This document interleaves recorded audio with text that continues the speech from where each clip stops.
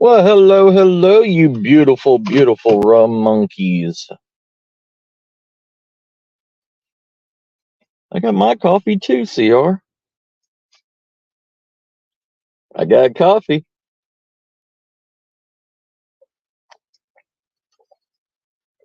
Anyways, so how are y'all doing this morning, eh? It's a beautiful, beautiful survival, good morning survival. Survival Sunday, whatever you want to call it. God, I look old. Yeah, more grays. Too young to have this many grays. Anyways, so let's have some fun today. Y'all wanna have fun today? Y'all wanna go on an adventure? Y'all wanna y'all wanna learn some stuff? Eh, it's it's not that sunny, but when I get home and everything, I got a all-in-one tent kit. I mean, you can see my grays. Look at that. Look at that in the sun, Ron. Look at it. Half my face is gray. I look like a panda. But I got a thing from Wish. My beautiful little sponsorship.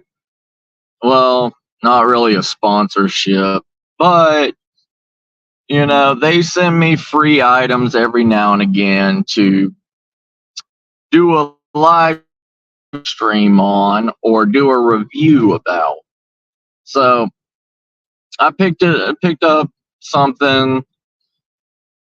It's a all-in-one tent hammock. So a tent hammock is something that you can use as a basic pup tent if there's no trees around in your area. It comes with a 10 by 12 tarp that you can use also as a shelter kit. It's meant to be the roofing system of the enclosed bug net hammock. Yeah. Yeah.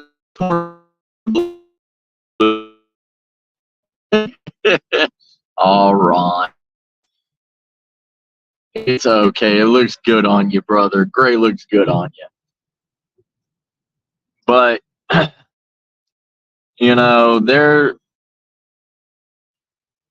there's.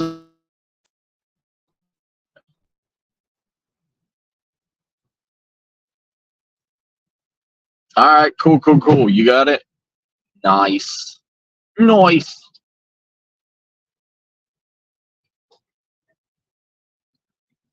But, let's go and try this out. I also have some new hammock hooks that is questionable on how sturdy they can be. They are heavy duty hammock hook screws. Well, they're called tap screws, And the thing with tap screws is they are meant to tap screws are meant to hold into loose and soft wood, like loose bark trees. So we're gonna try those out.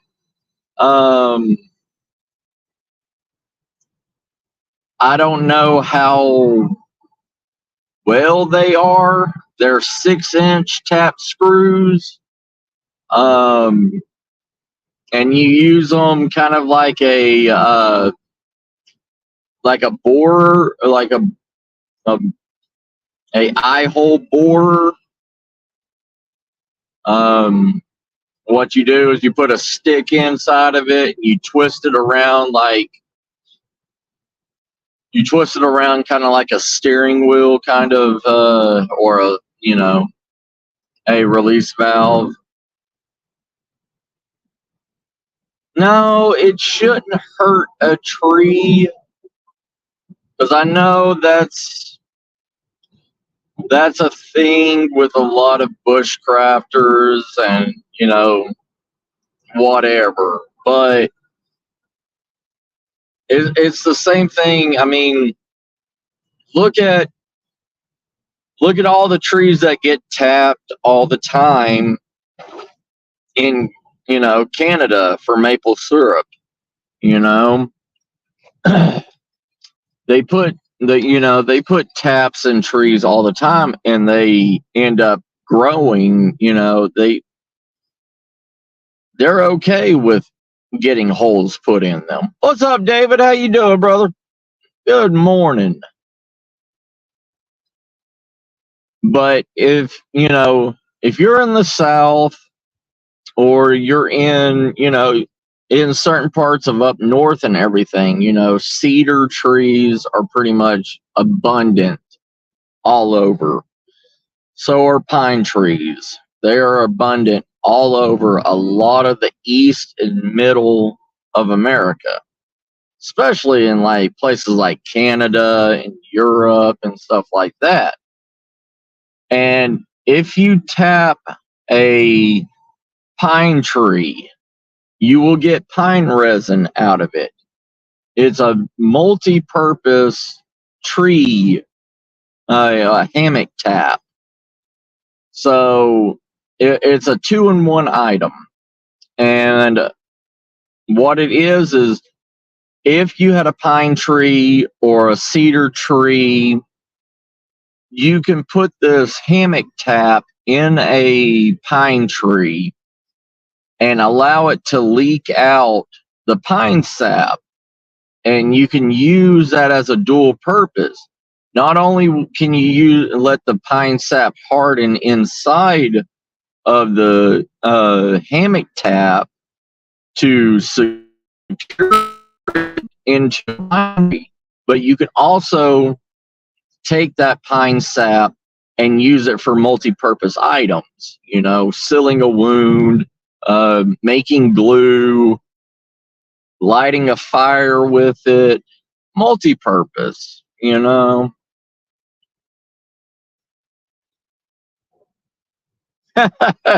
Yes, sir. Ooh, corned beef. Oh, that sounds good, David. That sounds good, brother. Yeah. So, survival items. What do we think about survival items? All survival items should be multi-purpose, correct? If you get one item to do one specific task and one specific task only, you don't need it.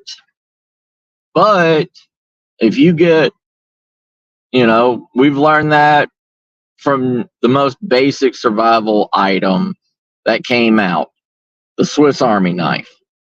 If you look at most of the Swiss gear, like camping, survival, stuff like that, the Swiss are pretty much multi-purpose. Everything that they have can be used for a multitude of things. And their ideas of multi-purpose tooling has been around for generations. And that's where this hammock tap comes from also. This hammock tap screw comes from. You know, but the thing is, you know, with pine trees, anything with heavy sap, stuff like that, it takes a long time before it works. Nice, David, nice.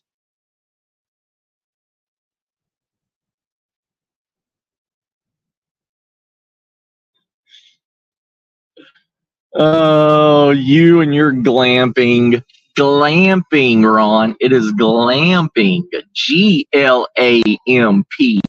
Glamping. Like glamour camping. I give my boy Chad Smith a hard time all the time.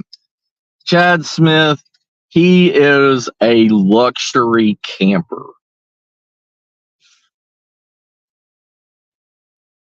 True, CR, true. Multi-purpose, you know, everything has flaws to it. Everything. There's not one perfect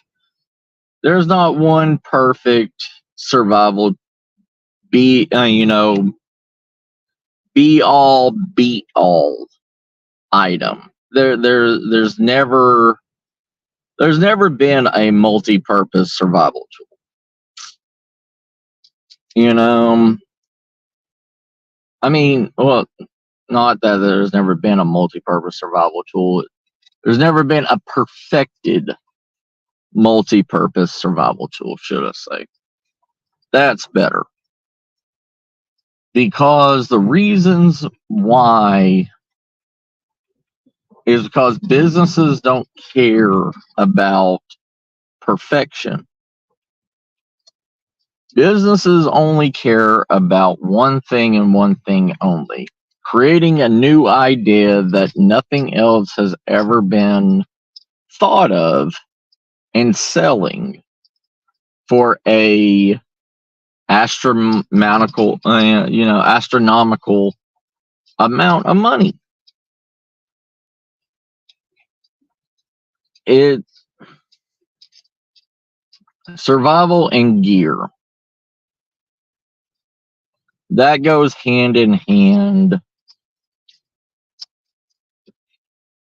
You know, that's been everything. That's always been something.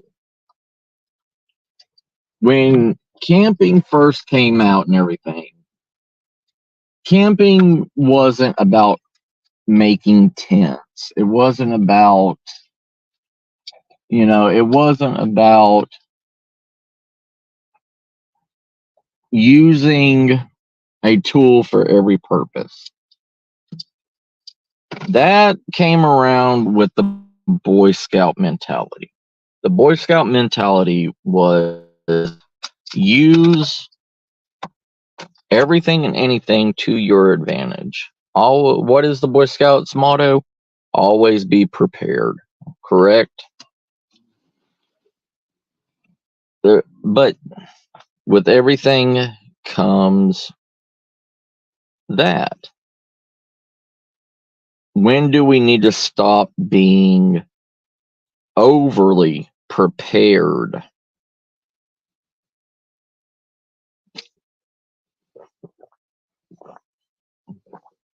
What happens when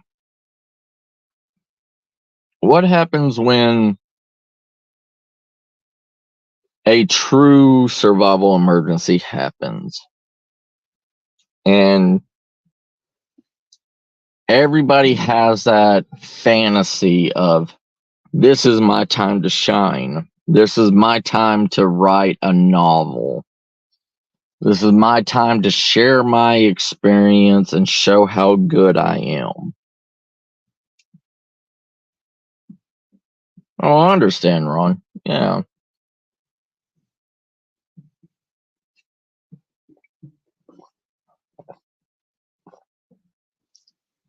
You know, you cannot be prepared for everything. You can't.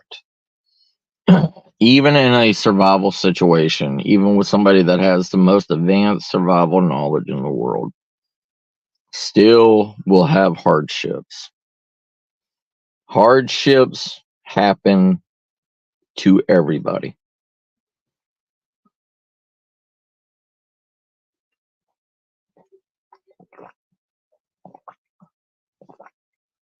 And that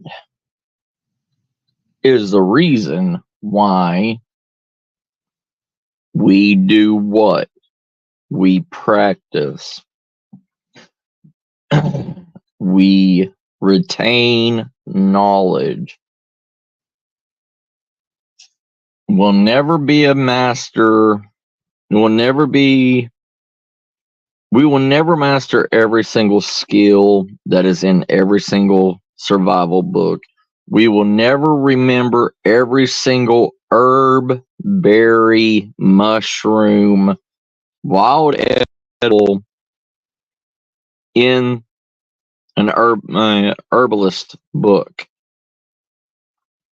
We will never remember every way to make a fire. We will never remember every single knot. We will never remember every animal call or every animal track that there is.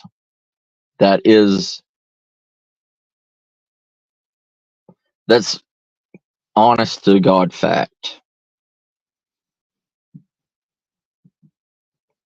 Nice, David.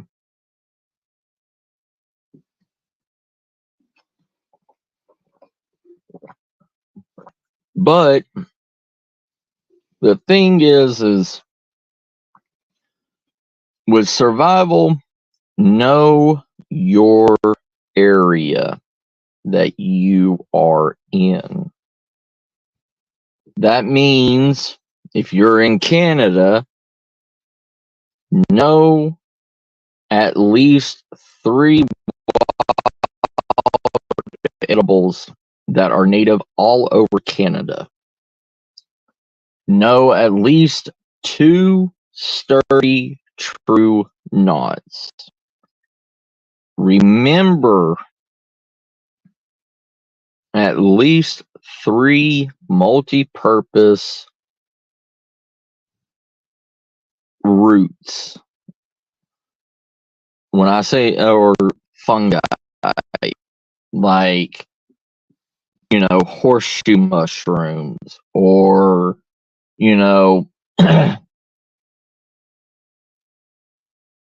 like old man's beard. That's still considered a fungi.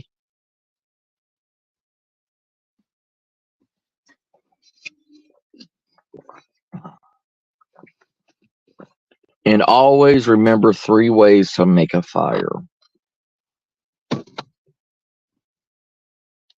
Because fire is what we need.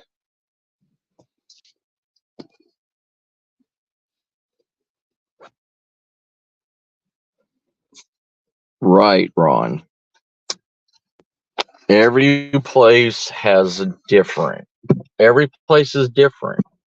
Always remember what's in your vicinity. Like here in Texas.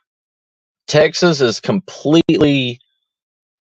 has 4 different biomes.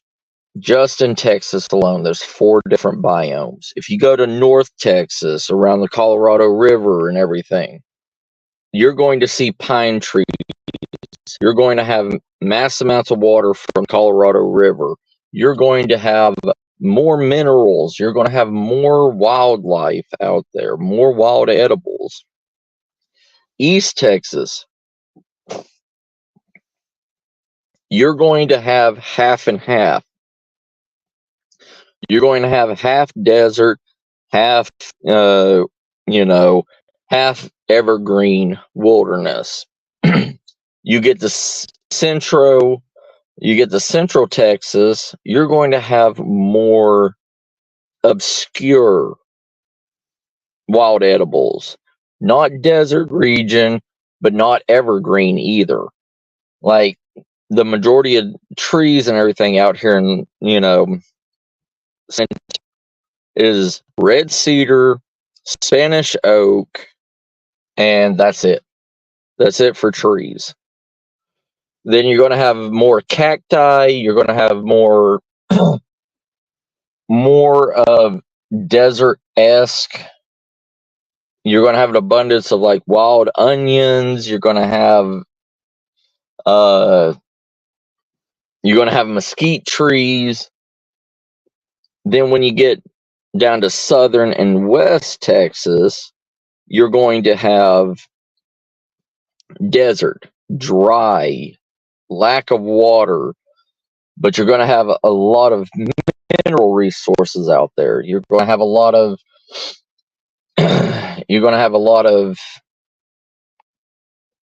not like wild food. You're going to have more lizards, more reptilians out there, more birds.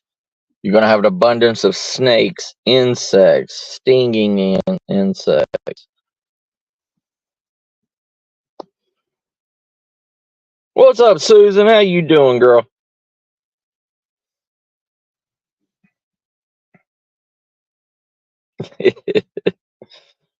Yeah, Ron met a wild Matthew.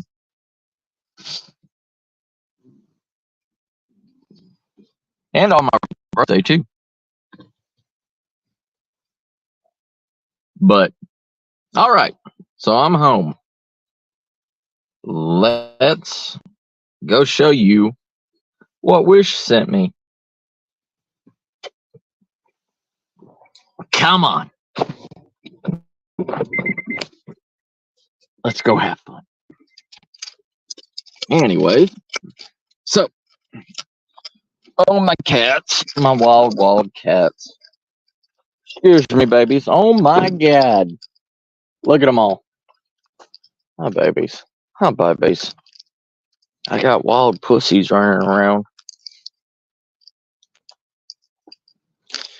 Anyways. So. Hey, quit fighting. Stop it. So. It's been raining, right?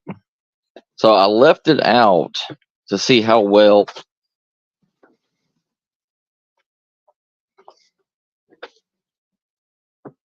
So. All right. Here we go.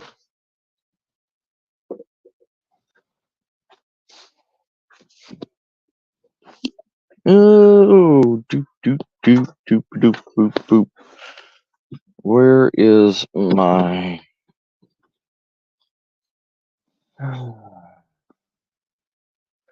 Uno momento, y'all. Give me 1 second.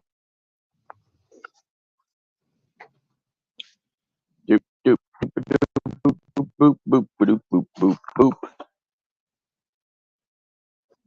Uno momento. I'll be right back.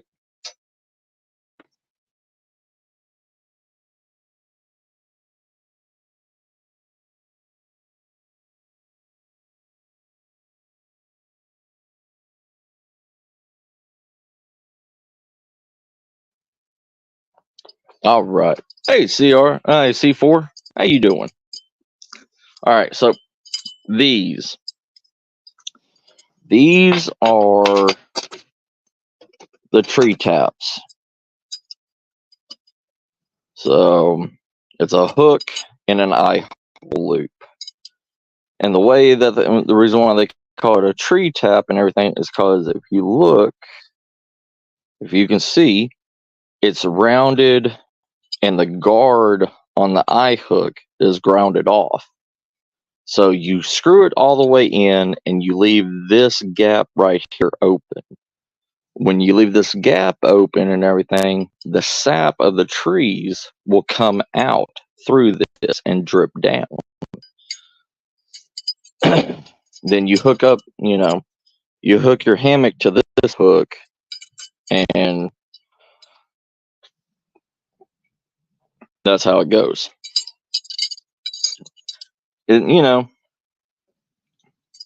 Anybody can make these, but I bought them off of Wish.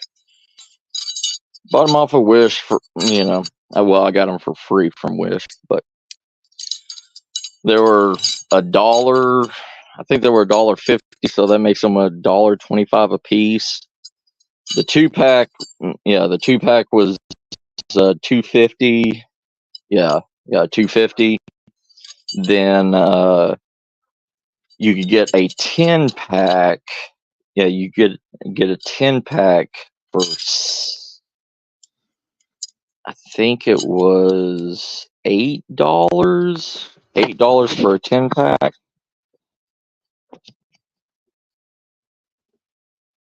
Yeah. So, they're not bad to have if you are a hammock camper. Hey, what's up, John? How you doing, brother? So, they're not bad. Yes, they make noise. They're steel. They're going to make noise. So if you're trying to be the stealth camper or whatever, no noise, blah, blah, blah, this ain't going to be for you. Because even just a barely any gap, you're going to hear it, and there's no way to detach them from each other. So, but yeah, screw it in, then it starts to bleed. The tree starts to bleed. But the cool thing about evergreen trees, like pine trees, cedar trees, stuff like that, is after this comes out, it heals itself, and it makes fat wood. So remember, you're not always killing a tree by doing something like this. I know it's a big thing now, protect the trees, blah, blah, blah. But you know what? Cedar trees are like cockroaches. Pine trees are like cockroaches. They breed and drop seeds constantly. So you're never going to run out of cedar trees. You're never going to run out of pine trees. You're never going to run out of evergreen trees because they grow like wildfire.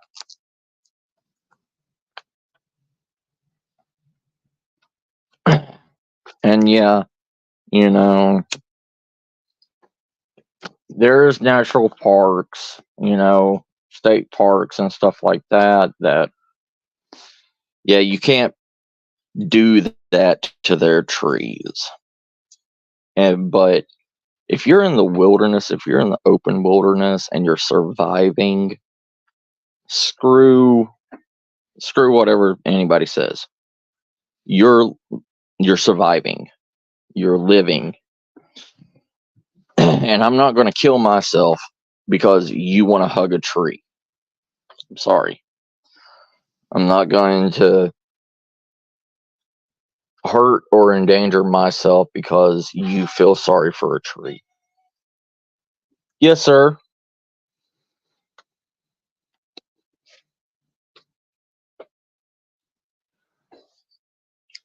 So, anyways, let's go tap a tree on my land and let anybody say anything about me tapping my own trees. Because you know what? They mine. All right. Y'all ready for some fun? Let's just take one. Let's take one and test it. Yes, babies, I will feed you wild ones in a little bit, okay? So, hey, guess what? There's a red cedar right in front of me. So,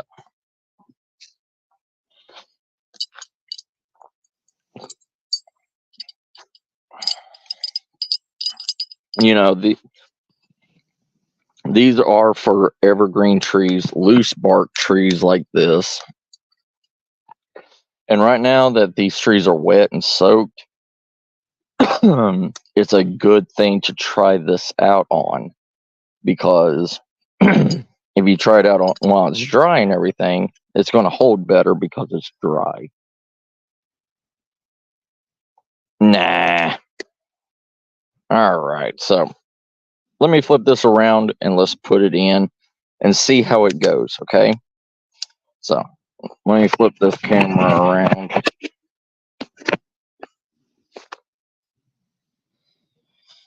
Settings, camera, back. All right. Woo. Hello.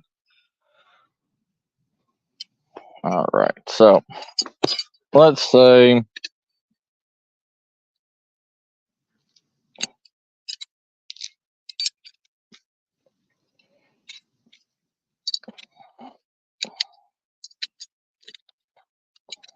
all right.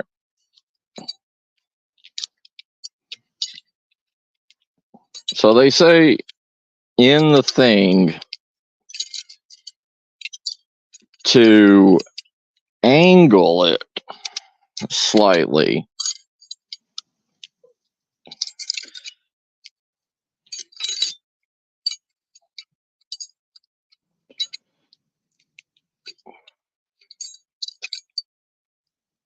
Is more.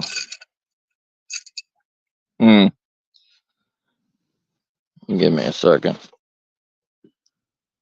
This is more of a pain than what it's saying. All right.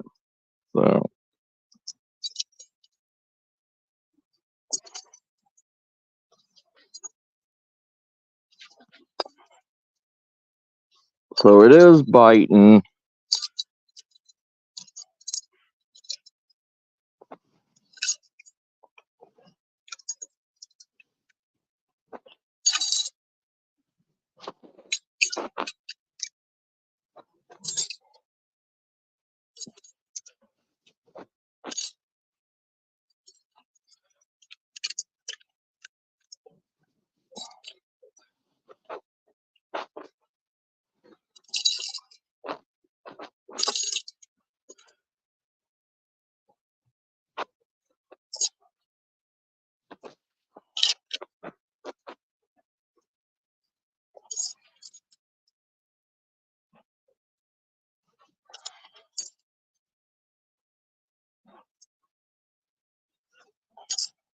Okay.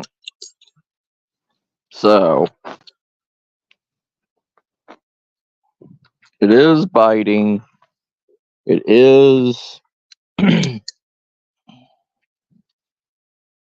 here. Looks like that good of stick.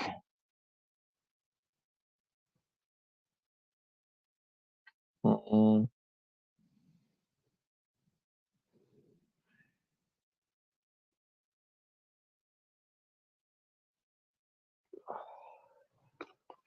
You know.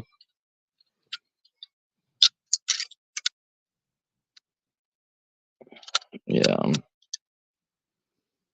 I can't do it anymore with my hand. So it is holding. It is sturdy.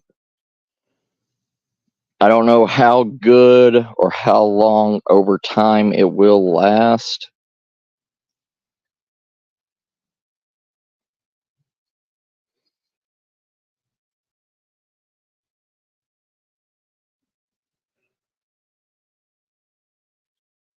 What's up, Eli? How you doing, brother? Yeah. Let's find a decent stick for this. Mm-hmm.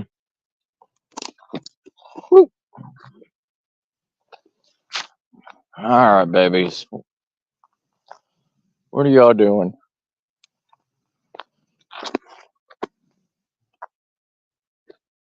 Let's go find a thick enough piece of wood.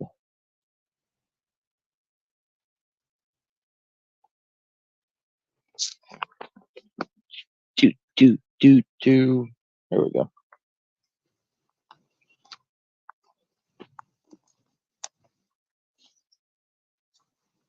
So, ugh.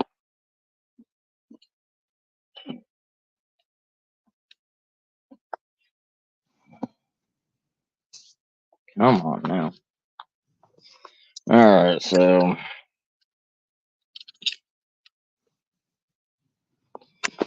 put you back in my handy dandy pocket. Well, that didn't work.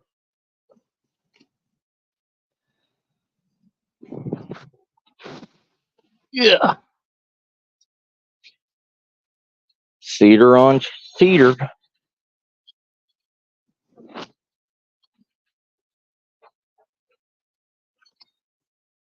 Oh no. Coffee down. All right, so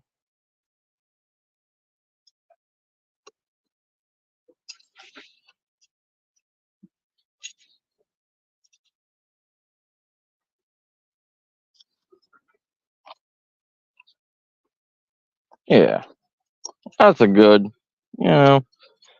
that's decent enough. But that's decent enough. As you can see,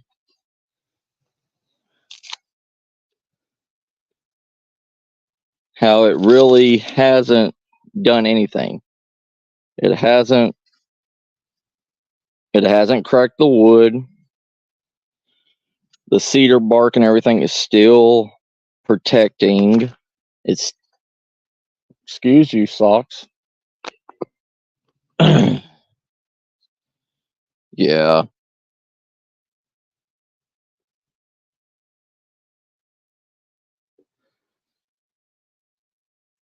It's not really doing any damage whatsoever to the cedar tree.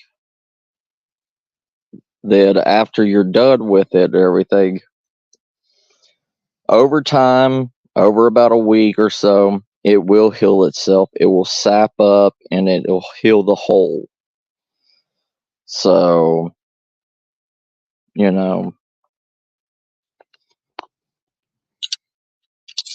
I'll put the wrong one on. Oh, that's great. So as you can see, the way that it's on and everything,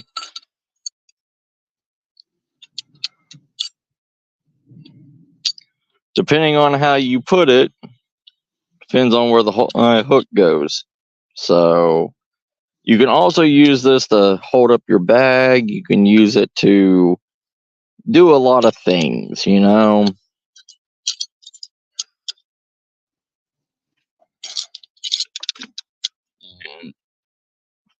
Trying to unscrew it.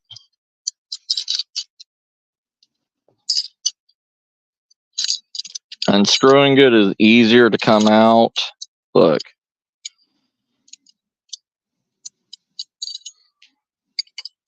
So the damage is very bare minimum in this.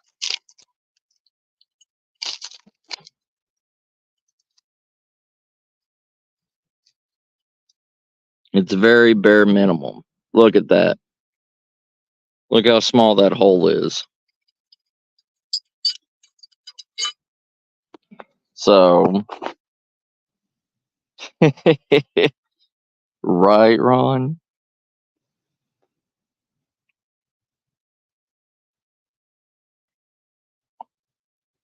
All right, so overall, it's good. Overall, bare minimum damage, stuff like that. It's not going to hurt the tree. It's not going to kill the tree. You're not doing anything different than a bug will do or anything else. So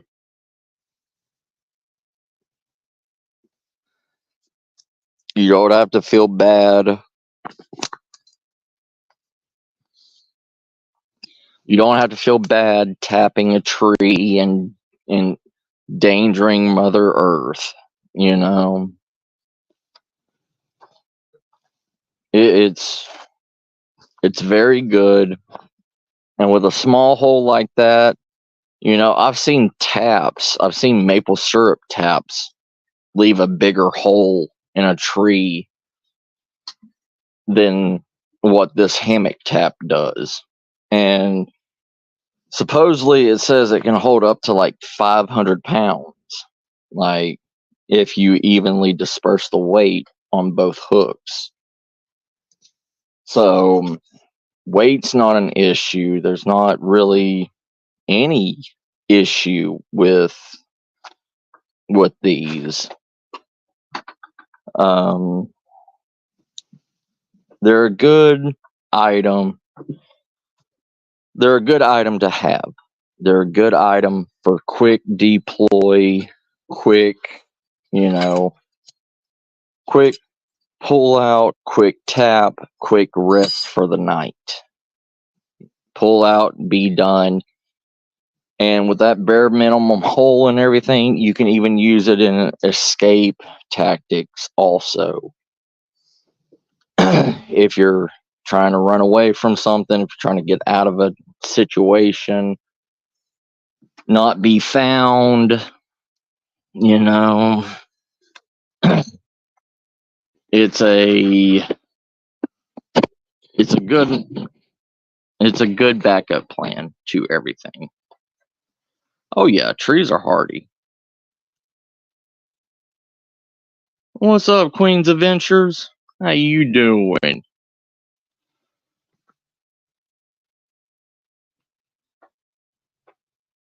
Yeah, it's drizzling over here. Yeah. The rain and everything's, you know, falling down slowly.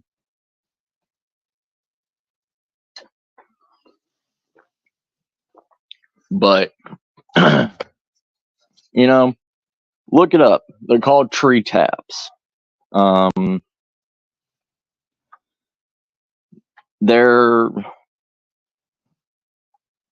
not really big yet, but try it. You know, $2.50 isn't going to break the bank. You know what I mean? I'm glad to hear that. Give me 1 second, y'all. My cats.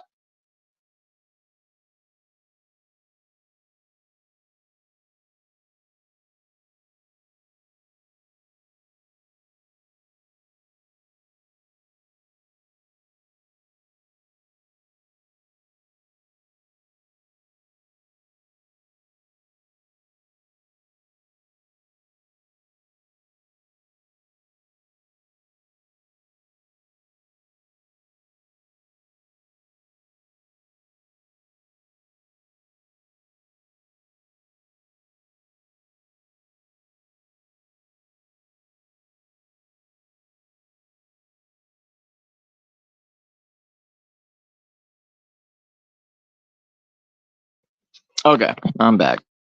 So, yeah, look them up. You know, it's a small company called Tree Taps. $2.50 ain't gonna hurt you. They're a company on Wish. It's they're decent. They are it's a good product. You know, um, after the rain and everything calms down and stuff, then we'll hook up this all-in-one tent setup. This hammock setup. The tent hammock. But you know, every day survival's a business, just like everything else. You know, it it's an ever-changing thing. There's new items coming out every day. That's the honest truth.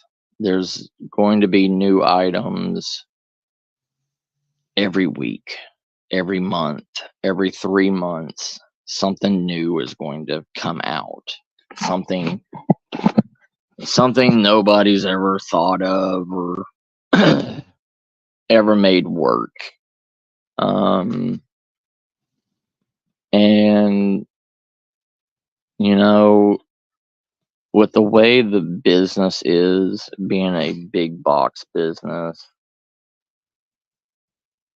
yeah, you're going to have problems. Nothing is going to be 100% bomb proof. It's not. Yes, ma'am, Susan. Yes, ma'am. It's hard to keep up with every little bit of survival gear that comes out. Like, yeah, you can get newsletters and stuff like that from big name places like Gerber and Camillus and stuff like that.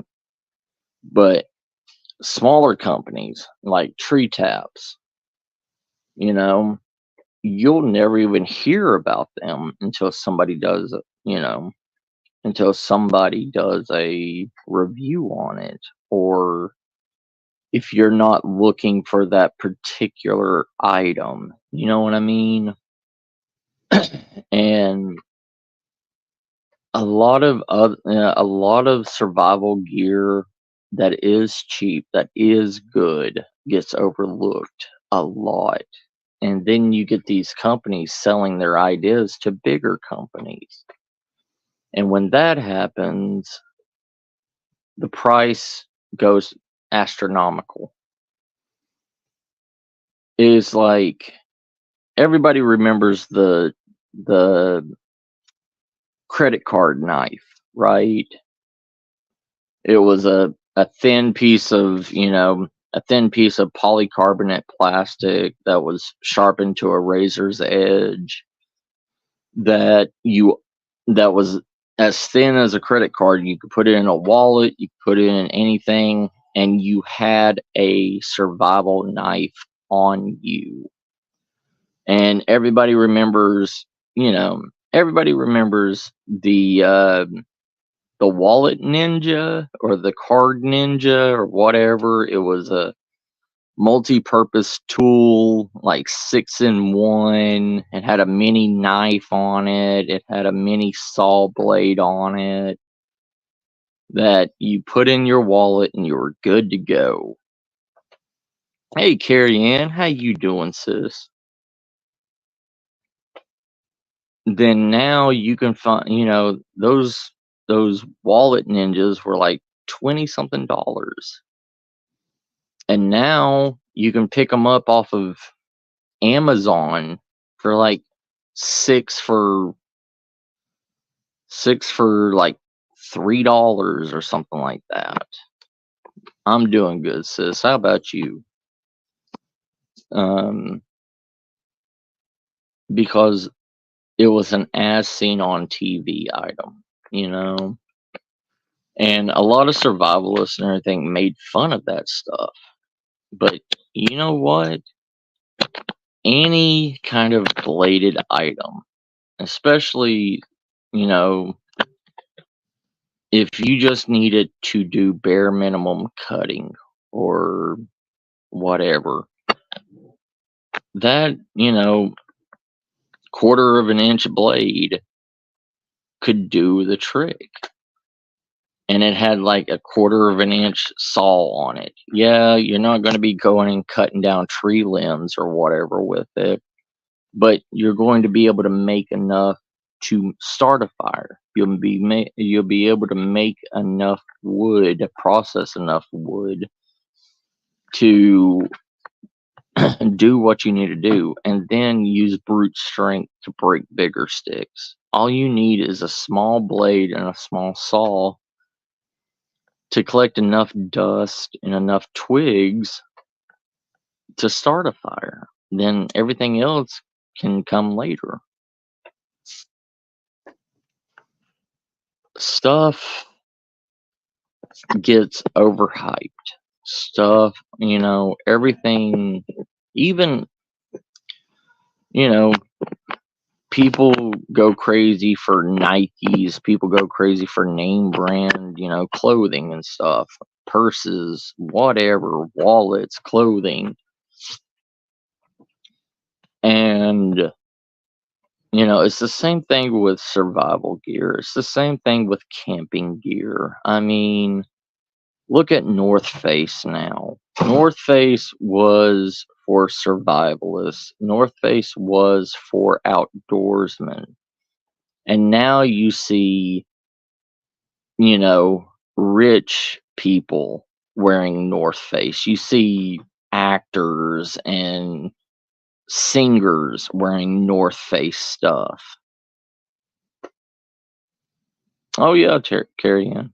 I'm the same way, sis. I'm the exact same way. I find a deal. I find something that's good, that is cheap and reasonable. And that's how a lot of people have to shop now. A lot of people can't go for name brand hype items. You just can't. Especially in today's. What are you doing? Sorry, that was my cat.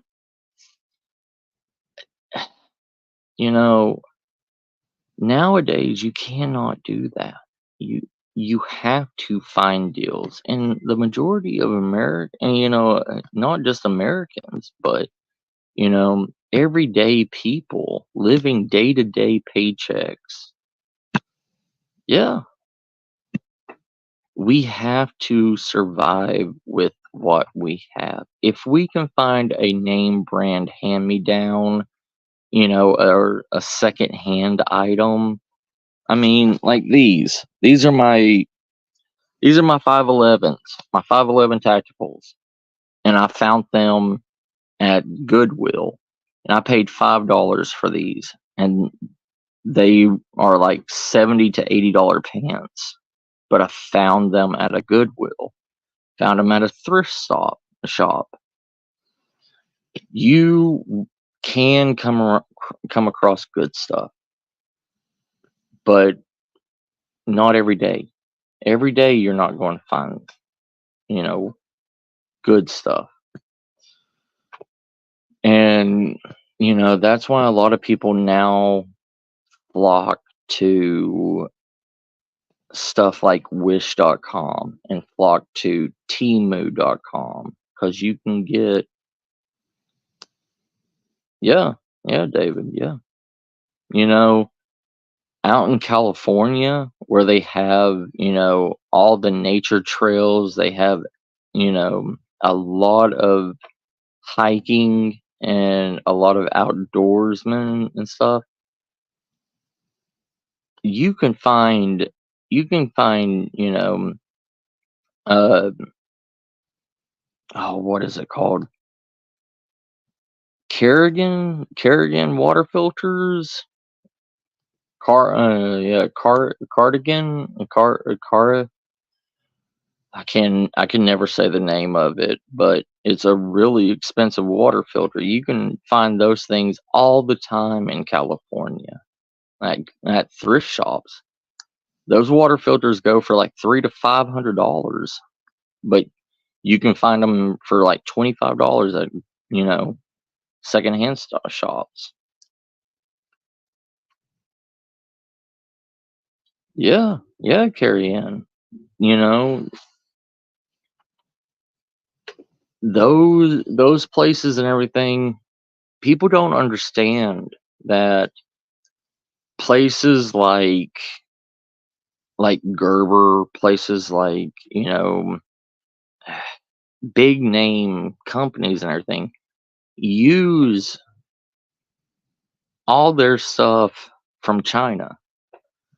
And once an item's what is it called?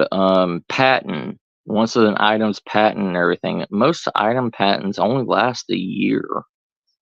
And then it's free range for anybody to copy or use or whatever. It's like buck knives. Okay, buck knives has a 1917 Bowie knife. All right, that buck patent, that buck knife has sold over millions and millions of knives of that design. They still sell it today, but the patent went out probably about, I think it was like 10 years ago. That patent went out, and now every company is copying that same design of the buck knife and selling it for 10 times cheaper.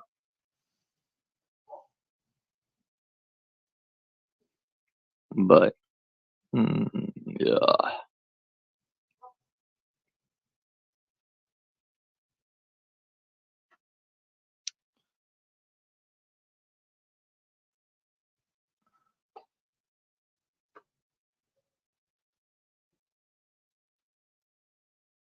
Oh yeah, yeah, Carrie Ann. And see, that's another thing, Um, you have you will find that you'll find that a lot, and that's just how the market is. The market is finding something at a good price and flipping it.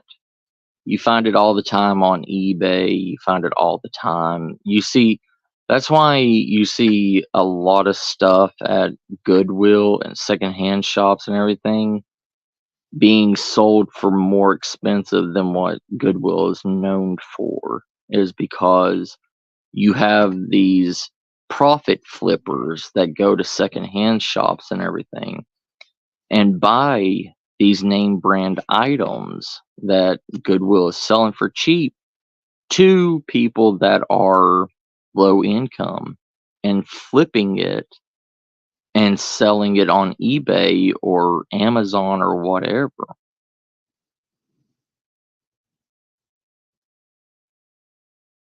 You're good, Ron. You take care of yourself, brother. Yes, Culligan. No, not Culligan, but no, Culligan's another kind of water filter. Um, no, Katadyn water filters. They are high end, pretty much like the Mercedes Benz of water filters.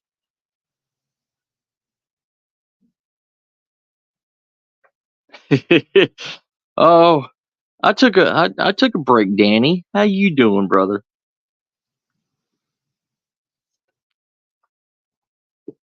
No, if I sleep, Danny, I'm dead, brother. That's pretty much it. I am dead if I sleep. But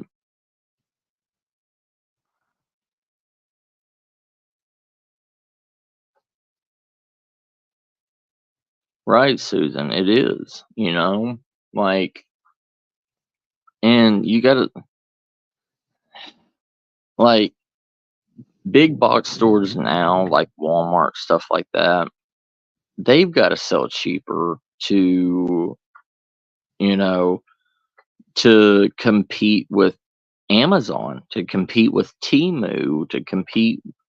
It's all competition. It's all who can get the cheapest price for the best item. And people don't realize that stuff like Temu, stuff like Wish, and even Amazon can get the lowest quality items and sell them for a decent amount and make money on it. And especially if you make it look like a name brand item. And it is a name brand item, it just cannot be sold with that name brand on it. Like, there's a Gerber Scout fixed blade knife. It's like a 4-inch blade Gerber knife. It has a tactical, a tactical drop loop, belt loop, and everything on it. And those things sold for like $90 with the name Gerber on it. You can go to wish.com, pick up that exact same knife without Gerber on it for $10. And it's carbon steel. It's the exact same knife. It just does not have Gerber etched on it.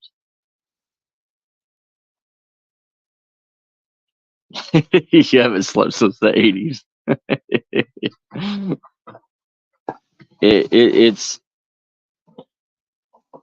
but we've been programmed to buy name brand. It's always, it's been ingrained into us. I mean, even going to school, you had to have Crayola markers. You had to have, Crayola markers. You had to have Elmer's glue. You had to have all this name brand items. You couldn't have a knockoff brand of anything. Even Rose Art was considered a name brand. But it is instilled in us. It is ingrained into our brains we always have to buy name brand. No matter what, it has to be name brand because that's the only way it is. And Rose Art is Crayola.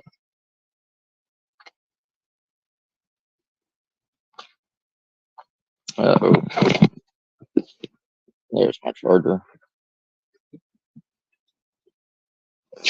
Kids, stop fighting. Ginger, go break up that fight. Anyways. And we need to break that mental. Hey, stop it. Stop. Sorry, my barn cats.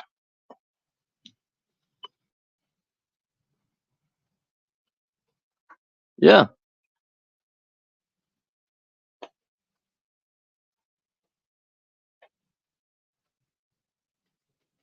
No. A different Gerber. Different Gerber, Ron. There's the Gerber branded food.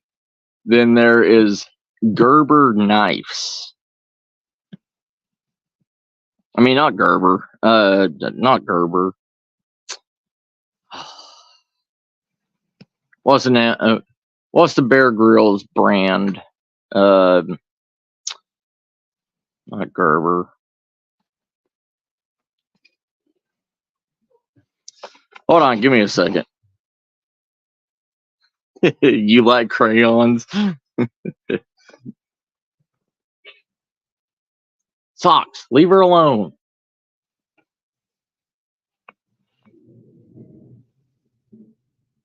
Give me a second.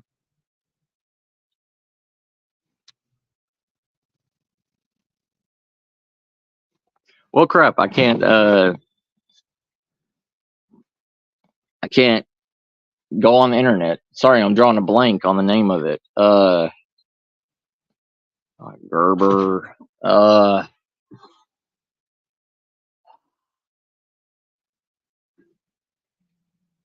Crap. It's the Bear Grylls brand.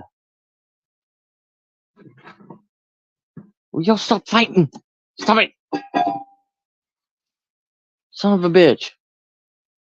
Stop it. Can't you see I'm talking to people? Yeah, Gerber knives. Yeah, I thought it was Gerber. Yeah, thank you, C4.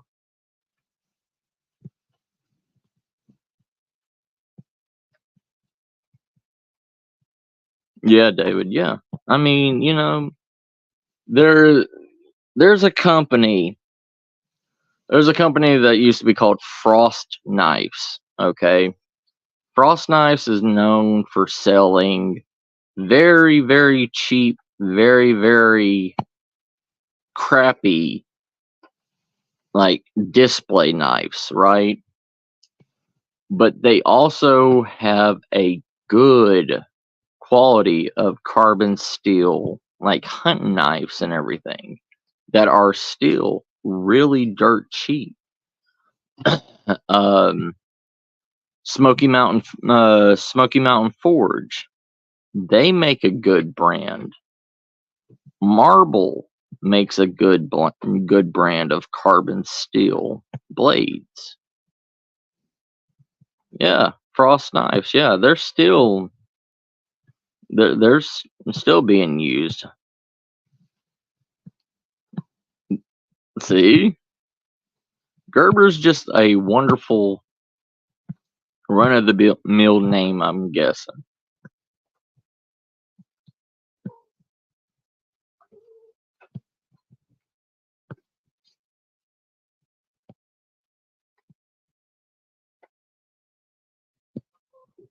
Right, David. Right. Yeah. And people don't understand that a lot of the run of the mill knives that name brand knives use are those name brands. I mean, people don't understand that a lot of the name brand knives are made in China, that they are made in factories, mass produced.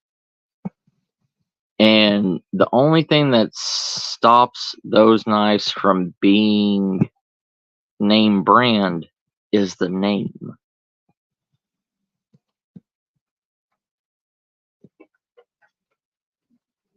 Oh, do they, Ron? All right, yeah.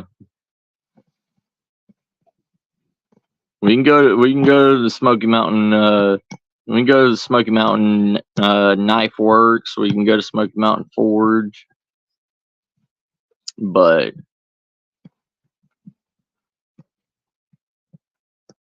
what's up, Tryon? How you doing, brother?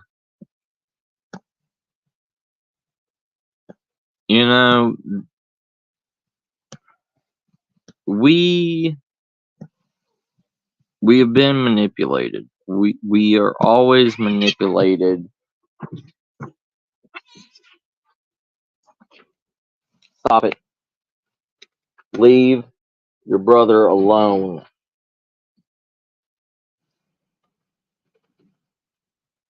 But, that's how we're controlled. We're controlled by name brands. We're controlled to not think of anything else.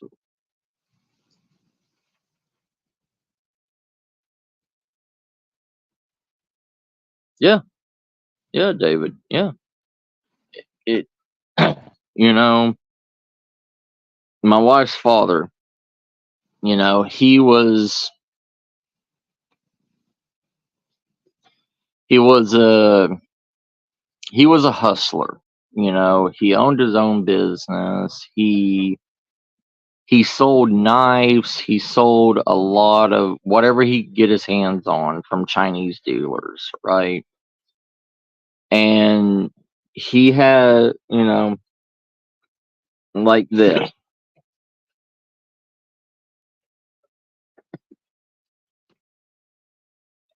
This company right here, Sesco. It is a giant knife ordering company. Look at the prices of all these, okay? Let's say this Blue River Hunter right here, okay? This Blue River Hunter is a carbon steel 9-inch full tang knife. It's got a Paca wood handle. It's got a 90-degree file work back, full tang, 100% leather sheath. One of them is $29.95. You know, and that's for a 9-inch blade. Right, Susan? Yeah. Like, you can get anything. You can get a small cleaver. Okay. 6.5 inch carbon steel, full tang, leather sheath, $20. $20 for it. You can even get a Celtic Sailor's sax blade. Carbon steel, 12 inches, engraved Hollywood handle, leather sheath, $34.95 for it.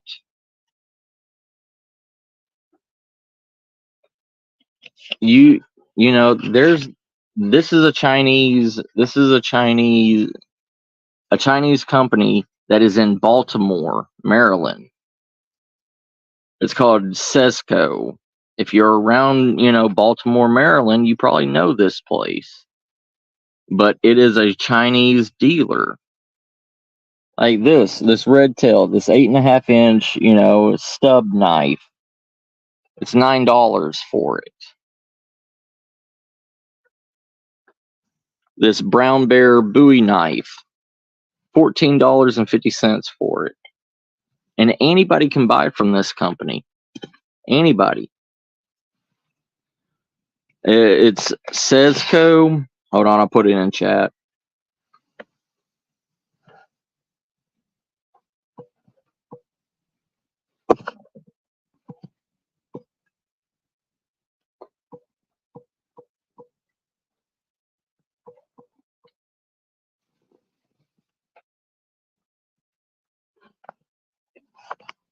Yeah, that's the name of this company. If you want knives, they are good knives. Yeah. They're good knives. Anybody and everybody can buy from them. You can even walk in and they have a huge factory that's there, and all these blades and everything are in stock there. You could just walk in and buy it. Pick up whatever you want from it. Oh, they're good. They're good trying. I mean, they're the brass pings and the wood handles and everything are perfectly aligned. The wood is perfectly smooth. The full tang, everything, it creates great. I have one of their I have this one right here.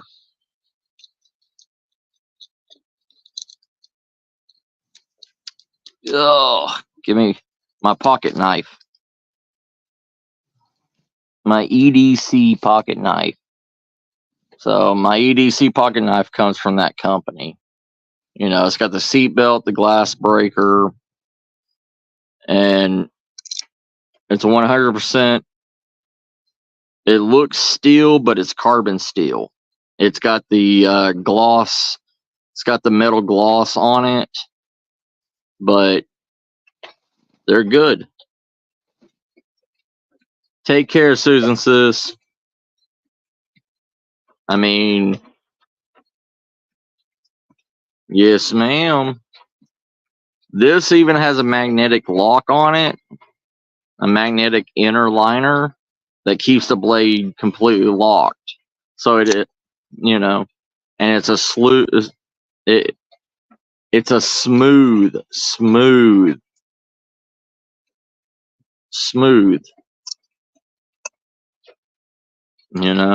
lock on it. They're good. They're decent, you know. I mean, it's nothing like, Mora or anything. Mora is a whole entire different class on its own. Yeah, pretty much smooth like grease. But they're they're good. Even if you want to use it as a backup knife, it is a good backup knife. Oh yeah, yeah, I know. I can't have a fixed blade on me at work, so I can have a emergency rescue knife, which has the glass break and stuff like that. That's why I keep that on me. Yeah, but I mean, they're good. They're good. You know, I'm a blacksmith, and it's hard for me to, it takes me longer to make one of those quality knives than they do. Yeah, they're machine manufactured, they're machine made. Oh, I'm a security guard, sis. I'm a security CO. I'm over a private security firm.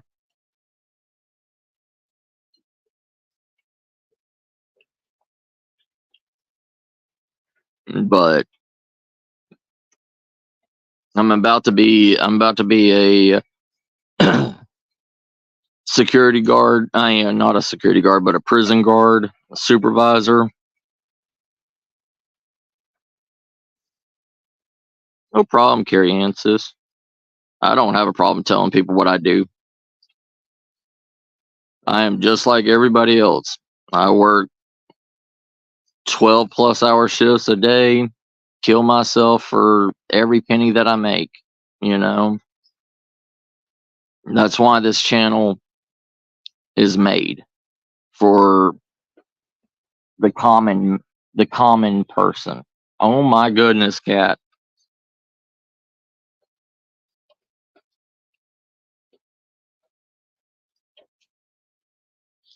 Yeah, it was going to be a panel stream, brother. I just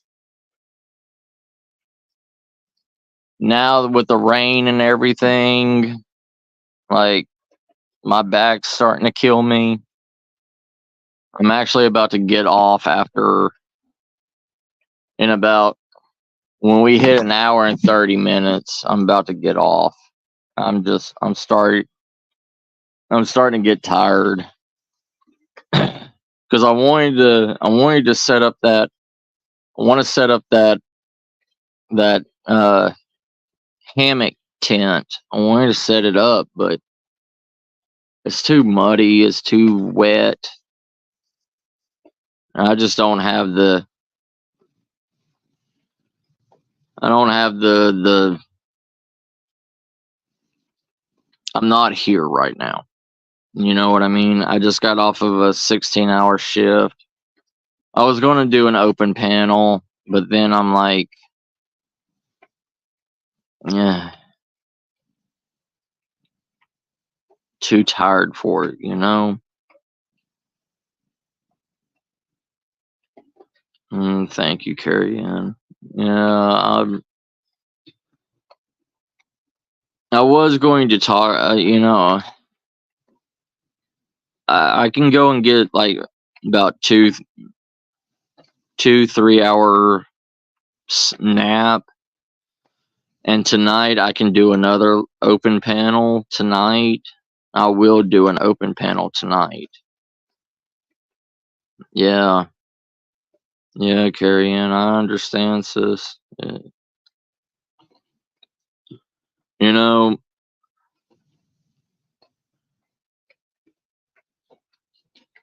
it's so tiring. And I love y'all. And I know I've been gone for a long time. I've been gone for a month or two, and I'm sorry. Yeah.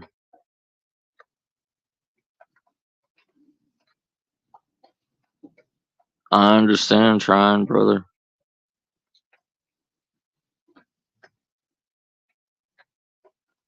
Yeah. It you know, there ain't nobody there ain't nobody in this group, in this family that I have, this chat family, that we're not killing ourselves. We are killing ourselves every day. And that's, you know, and to be safe, to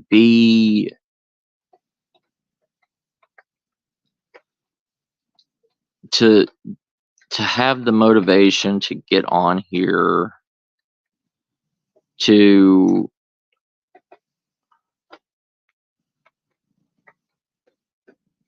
bypass the time, it's hard. It's hard to, this hour and a half, it's drained me.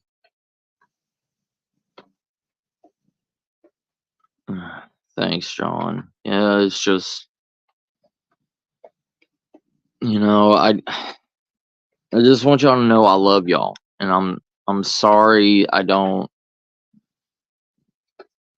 I tried to have good content, and trying to put out a video, trying to put, when I can, I try to put shorts out. It's just, life is getting hard.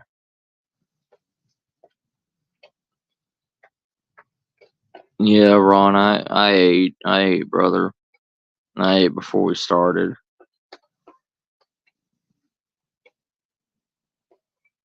It is. It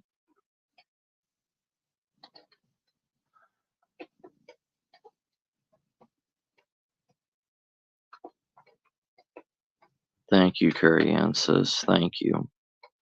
I try to motivate myself to put out videos for y'all, to put out,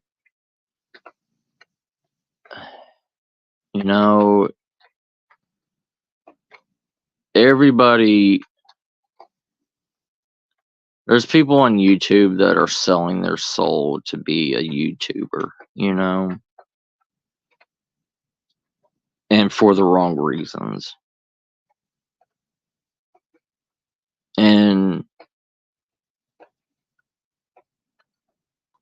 I've lost my drive on YouTube.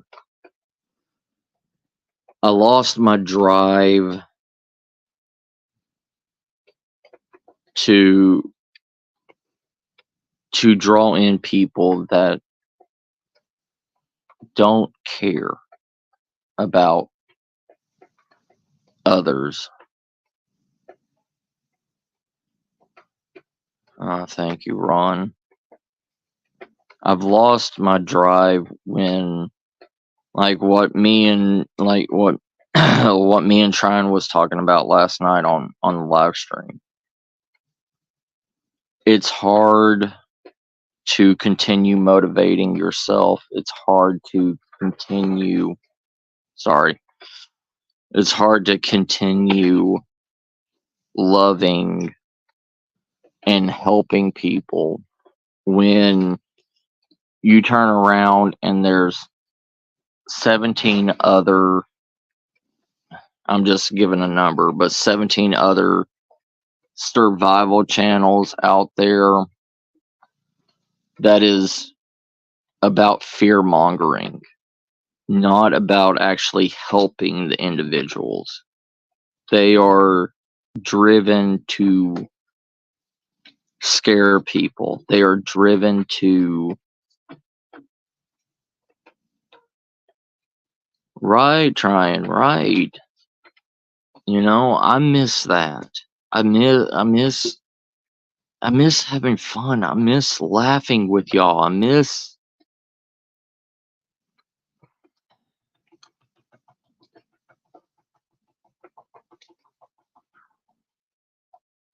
when I see these other fear-monger channels scaring people into buying and spending their hard-earned money and not actually caring and acknowledging not acknowledging the people in their chat that is supporting them, and tells you you have to buy this, you have to buy that, where most of us are struggling just to pay our bills and everything. It's not a it's not we're not millionaires. Thank you, Carrie Ann. Yeah, it's just it's hard to teach people something that hasn't that 5,000 other people haven't done. And I don't want to be on the same level as them. I don't want to be on the same.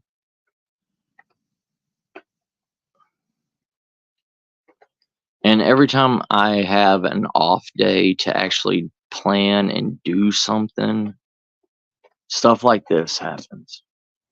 Rain all day long. And they said that the rain was supposed to stop. And I know, being a survivalist, being an outdoor person, I should be like, well, they can't learn unless they learn when you do it, you know? But the thing is I'm not going to get out in I can't afford to be out in the cold and in the rain and get sick and not be able to work. You know what I mean?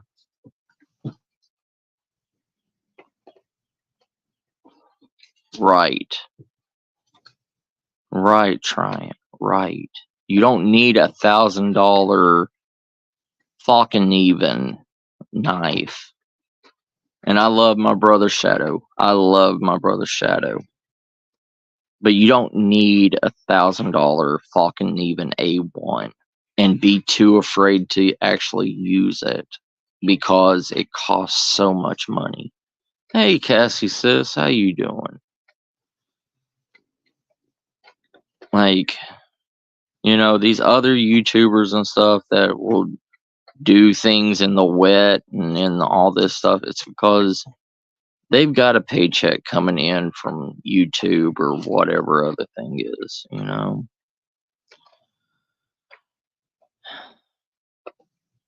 And I'm sorry. I'm sorry. I want to do this for y'all. I do. I really do. It's just, it's hard.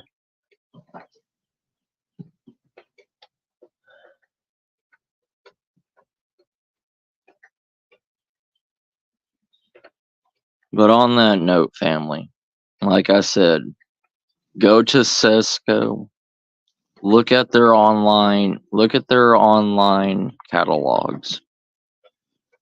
You know,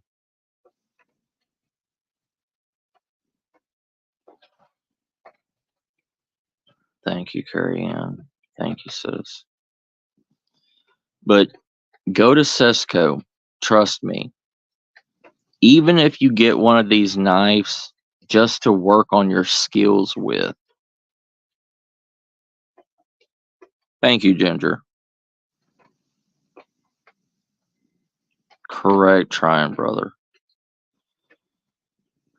But, you know, if anything, these Sesco knives can help you with your skills, can help you understand what to and how to cut, process, because a knife is not a weapon, it is a tool. It is to help you. And, you know, if you beat the crap out of that knife and everything, it's $20, you know? And yes, I understand $20 is a tank of gas or, you know, dinner for like groceries for a week. I understand that. But it's a good investment. It's a good investment. Plus, it's carbon steel, which means it's going to be hard to break it. And if you do screw up the edge and everything, it's easy to fix that blade. It's easy to fix that ding in it because carbon steel can be sharpened down. And are you trying to tell me to shut up? So, yeah, look at that Cesco, you know, and let me know if you actually see something there that, you know, calls to you, because a blade calls to everybody. Different blades call to everybody. And when a blade calls to you, you know that that is your knife. Always remember that. The soul of a blade will call to the person that it's supposed to go to. And I know I'm going to sound like Harry Potter or whatever, like when they went to go find the wand and everything, it says, oh, your wand will call to you. But it's the same thing with a knife. It's the same thing with a blade. Yeah, try them, brother. Try them trying. Like, you know, a good $20, you know, carbon steel knife is better than, you know, nothing, you know. But I love y'all, family. Y'all take care of yourselves. And I'll see you on the next one, okay? Hopefully I'll do another one tonight.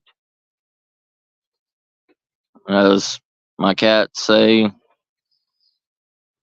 I'll see you later. I love y'all. Bye, fam.